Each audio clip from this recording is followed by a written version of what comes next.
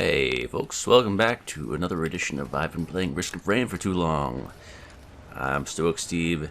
This will be my first video since the most recent update. So there's a number of new items. This is the new level that was added on. This new boss. There are 2 additional regular enemies. Yeah, this run started out as a 3-person quick play I was doing, but naturally I was a host and the other guys died, so again I find doing that makes it a lot just easier to level. You get items a lot faster that way, I find. Most notably the new elite type. You can call it Malachite, you can call it corrupted. They're the ones that make that weird tone, that wow, every time they spawn. But yeah, basically they shoot out 4 spikes periodically around them, and their effect is that if they or their spikes damage you, it prevents you from healing. So there's a new equipment item for that aspect as well. Once you gain that, you can prevent enemies from healing. Not that most enemies do much healing, but you know, it's another ability. Unfortunately, there's no way to distinguish between the spikes that you shoot out, the spikes that are shot out by enemies, so it's important to keep that in mind. Don't just run into random spikes you see. They might have a negative effect on you. And last but not least, there is a new survivor you can play as. It's Rex. It's very fun. Not playing him currently because, you know, Engineer is still best boy.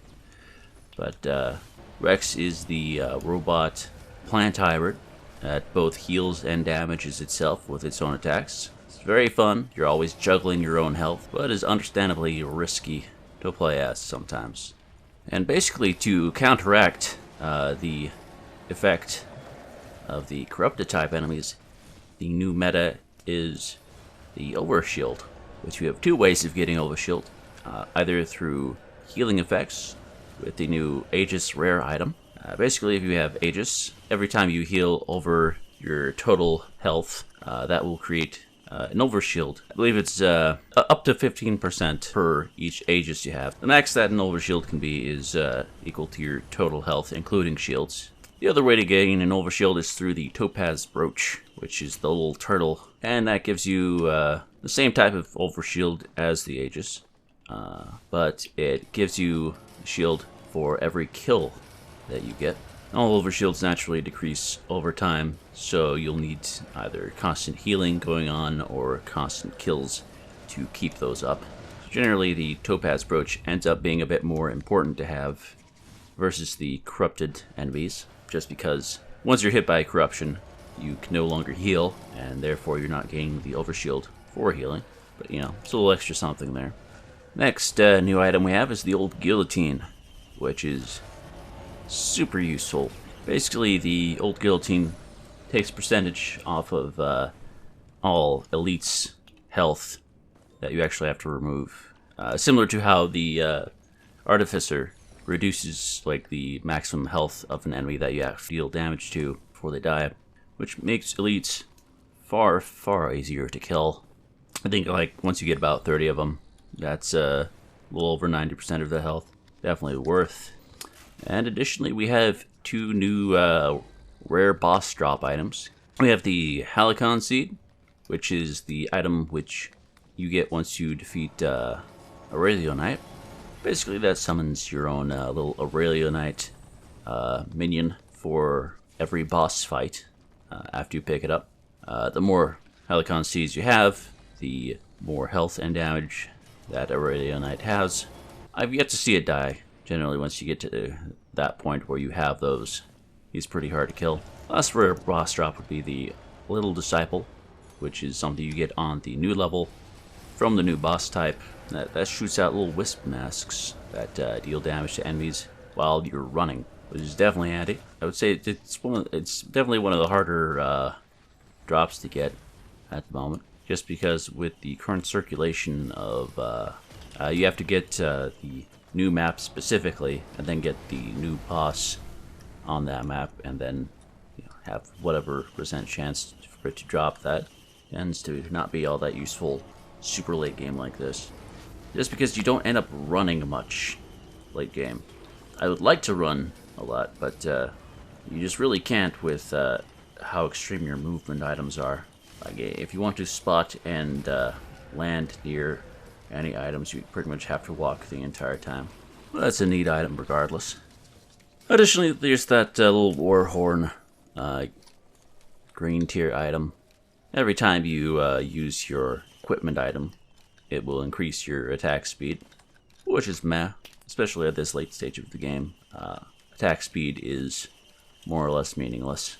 Yeah, the two new enemy types, there's the Gatling Gunner, you'll see. He's pretty brutal, especially in groups, but basically charges up a machine gun. It's pretty slow. As the machine gun he charges up, has very far range, lots of damage. You can sort of dance around him if you're close range, but in a group, really your best strategy there is you can either go super far range to kill him, or you can repeatedly come in and out of cover, and it'll take a second for their weapon to wind back up before firing. I find that's the easiest way to kill them when you're not in super endgame.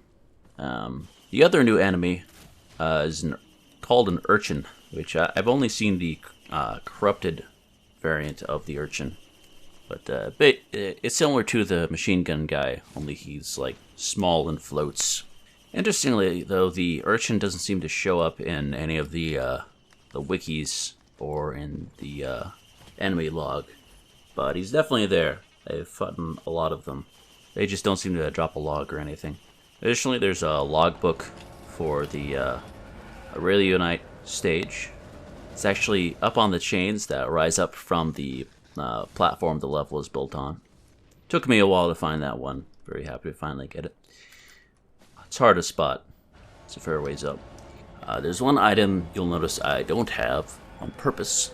I find it very important for late game runs like this, is you do not, absolutely do not, want the happiest mask, the item that makes ghosts of the enemies that you kill. Reason for that being that occasionally, not every time, but occasionally, when you kill an enemy, gas can or with your will-o-wisp, those area of effects can actually kill you. When the enemy you kill dies and spawns a friendly unit, I guess it registers that damage as coming off of the new friendly unit, something to that effect. And it's not every time, but you know, once you get super endgame like this, you're gonna have a lot of AoE damage, just no matter what, and the damage you deal with that is gonna be way higher than any enemy attack.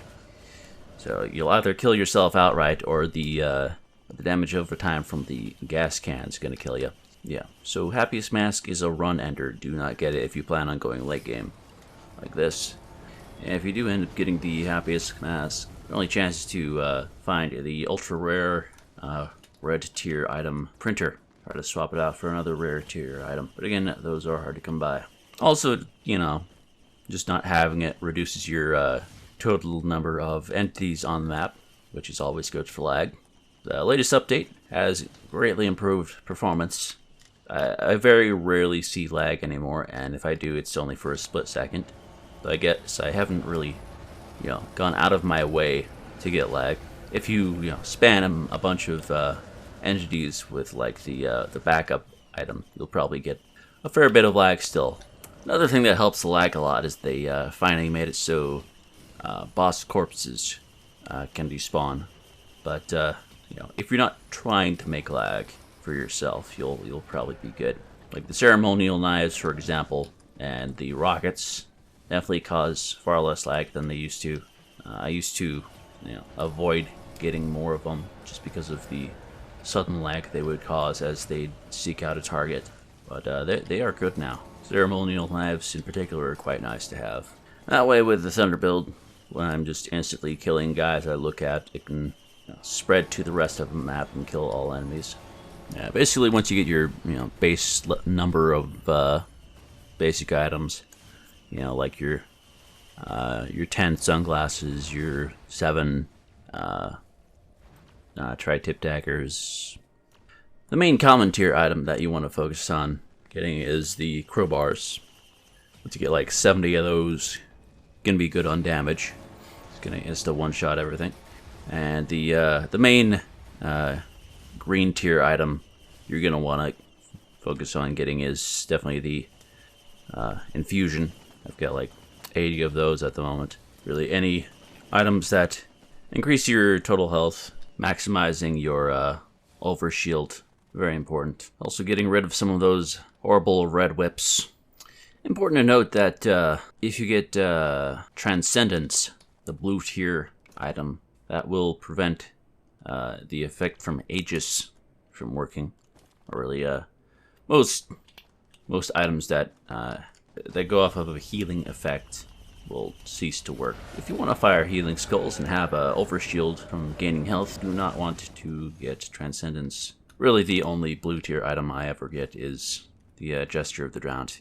The new blue tier equipment item, the Spinal Tonic, gives you a bunch of positive effects for like 10 seconds, and then once the timer runs out, it has like a 20% chance of giving you negative effects. If you have Gesture of the Drowned with that and enough charges of the item, you can prevent yourself from getting the negative effects and just have positive. That item can be good. I still prefer the Royal Capacitor over having a more base health, base damage. Yeah, the addition of the corrupted enemies has definitely made it much more difficult to get to super late game. But in general, the strategies haven't changed too much. Yeah, there's also a couple new boss fights that you can have. The different elite enemies can appear as bosses. Interestingly, you can also have the hermit crabs appear as a boss type. So I've only had that happen to me once. It just like spawns a bunch of elite hermit crabs outside of the ring. You have to kill those. It's interesting. It's nice having more variation. Like how all my money goes into negatives. Not entirely sure what it means when it goes negative like that. Yeah, pretty much every enemy that spawns at this point is a Malachite boss beyond what automatically spawns on the map when you start out. Well, Newt, you did nothing wrong, but here you go. No ghosts this time. Just quiet.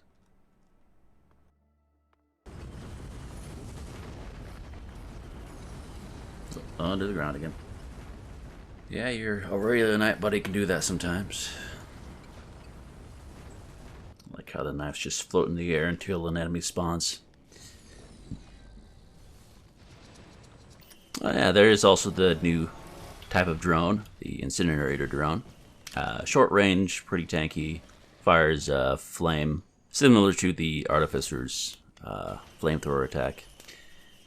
And the other new drone is the equipment drone, which is definitely the least useful, I'd say. Basically, all it costs is whatever equipment you're holding, and it will just periodically use that piece of equipment, but it is on the base cooldown of that equipment item. So, like, if I gave him a Royal Capacitor, he'd fire the Royal Capacitor at its base cooldown, which is normally kind of slow. So it doesn't do a whole lot of damage, but, you know, it's there if you absolutely have to have another drone, and you have equipment to spare. Oh, hey. Yeah, it's extremely rare, but it can spawn rare chests on other maps. That is literally the first gold chest I've seen on a map. Outside of that one guaranteed. When I was starting out, some people were like, oh, you gotta, you know, rush through like the first however many maps, and then you'll start, you know, picking up these ultra rare gold chests all the time. And just like, nope, that's really the first one I've seen outside of the guaranteed location. You know, whatever. I'm all for going quickly, but it's really the most important thing is going around and grabbing as many items as you can before you move on. And here's the new Gilded Coast. It has a total of 4 chests now. always spawning in the same locations. It's a little harder to tell where the out-of-map lines are. And right up here, where the map log spawns. So you're going to want to have a lot of jump. It's going to take you a minute to get up here. But yeah. Down we go.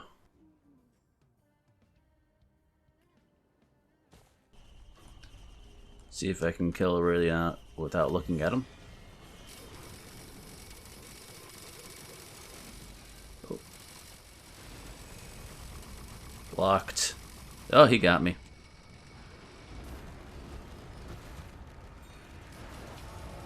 Yeah, he's still pretty tough. His laser will kill you. Mangled pose. Helicon seeds are the only things that he drops now. No more delicious Titanic neurals. Ah. There's that super rare thing that lets you become the aspect of corruption. Not terribly useful. Doesn't increase your own HP, doesn't deal extra damage, I don't think, for your attacks. All it does is make it so enemies you hit can't heal, and shoots out those little spikes. Really, the only one of those aspect items I would bother picking up is the fire one. It adds a damage over time. But even then, I would still prefer the Royal Capacitor. In case you were wondering, there was a Newt altar all the way out here. Kind of an inconvenient location.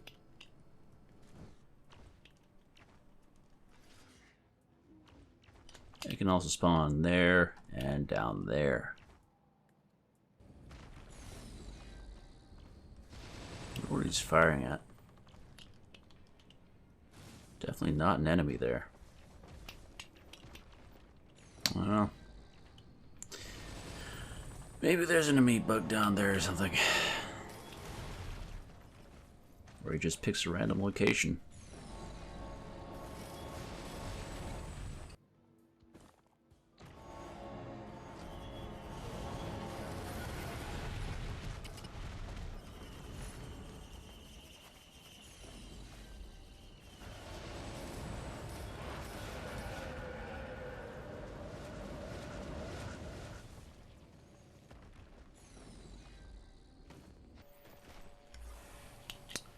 And there's the environment data for this area.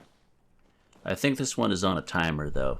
You have to get it within the first like 20-30 seconds to actually pick it up. But yeah, been fun. It's always nice getting a sense of what endgame is like for this. What items are really essential. Anyway, thank you all for watching. I hope you enjoyed, and I will see you next time. Goodbye.